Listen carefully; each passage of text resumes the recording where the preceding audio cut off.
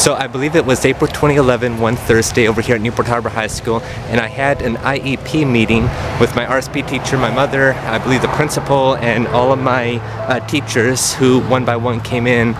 And my PE teacher was there, and she was giving me a lot of praise of how a good student I am and everything, and I do strive to be one of the best students. And the next day, Friday, was PE. It was block schedule. So every day in PE there were 3 things to do before playing the sports, and that was to do 2 leisurely laps, do 2 running laps, and then do like a cool down lap. And I usually get good times with that because I used to be the fastest runner, but this time my friend really pressured me into learning about something, and so I started to talk to him, and he was like one of the slowest and laid back or kick back students and such, and I was talking to him all running laps long, and apparently I was somewhere in last place because I was talking to him.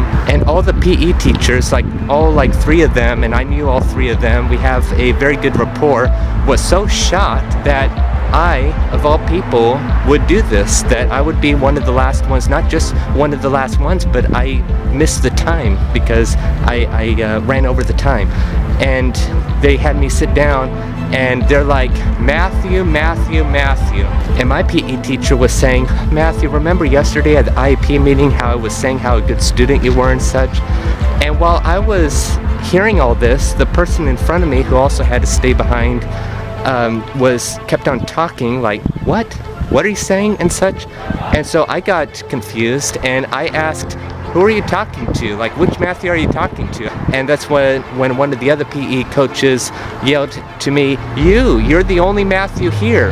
And it's like, well, this person was talking and such, and everything took place like right back there, and I was talking to them right over there, and I was very perturbed over all that was going on. First, the PE teacher were yelling at me, and I was making myself out to look like a disobedient kid when I wasn't. I was just talking to this person who was really pressing me to learn about this issue that was important to him, I guess. So anyway, after the rebukes and everything, I went around and I waited for the last lap, the cool down lap, and I made sure that I was first in that lap, even though it was a cool down lap and such, and I don't think they noticed.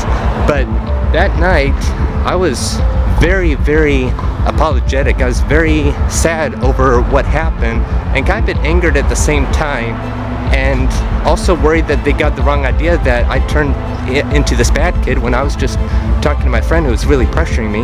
And for hours I was just writing an apology note to my teacher, and it was like up until late at night that I was writing this apology note page after page that I didn't end up giving her. And this was the Friday before spring break, the last week-long break of the year, so my entire spring break was ruined because I was worried about, you know, what I did and such, even though it was my friend who was pressuring me. But the next Monday morning finally came, and I made sure that I was first in every one of those 3 laps. So the 2 leisurely laps, I made sure I was one of the first ones. The running laps, I made sure I was one of the first ones, and also the cool down lap. So after PE class that Monday, I went up to my PE teacher, and like a hammer, I just apologized over what happened the Friday before spring break and such, and she's like, oh, don't worry about it, it's okay. But it was something that I lost sleep back then, maybe not as much now. Actually, yes, every time I think about it, my heart still drops, because still, even though it happened back in 2011, it's like this was not my character and such, and I was just getting under the pressure, and my autistic brain just was having like a meltdown and such. But anyway, this is another story that keeps me up at night sometime, so I thought I'd share this and hopefully explain this is what the autistic brain goes through a lot.